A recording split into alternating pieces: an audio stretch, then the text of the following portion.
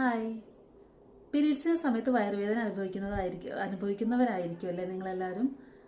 അപ്പം നമ്മൾ പലരും അങ്ങനെ തന്നെയാണ്. ഒരു കഠിന വേദന അനുഭവിക്കുന്ന പലരുണ്ട്. അങ്ങനെയുള്ളവർക്കൊക്കെ ആയിട്ടൊരു പൊടിക്കൈ ഞാൻ പറഞ്ഞുതരാം.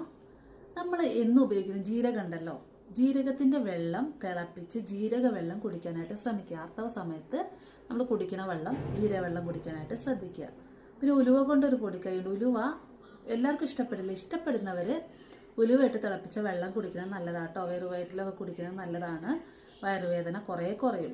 പിന്നെ ചോക്ലേറ്റ് കഴിക്കാൻ ഇഷ്ടമുള്ളവരാണോ? ചോക്ലേറ്റ് കഴിച്ചോളൂ. പക്ഷെ നോർമൽ ചോക്ലേറ്റ് ഒരിക്കലും കഴിക്കരുത്. ഡാർക്ക് ചോക്ലേറ്റ് കഴിക്കണം കേട്ടോ. ഡാർക്ക് ചോക്ലേറ്റ് കഴിക്കുന്നത് നല്ലതാണ്. നോർമൽ ചോക്ലേറ്റ് കഴിക്കരുത്. ബ്ലീഡിംഗ് ഒക്കെ കൂടാനുള്ള സാധ്യതയുണ്ട്. പിന്നെ ഇഞ്ചി ഇട്ട ചായ, അത് നല്ലൊരു റെമഡിയാണ് കേട്ടോ വയറുവേദനയ്ക്ക്. ഇഞ്ചി ഇട്ട ചായ ഇടയ്ക്കിടയ്ക്ക് കുടിക്കുന്നത് നല്ലതാണ്.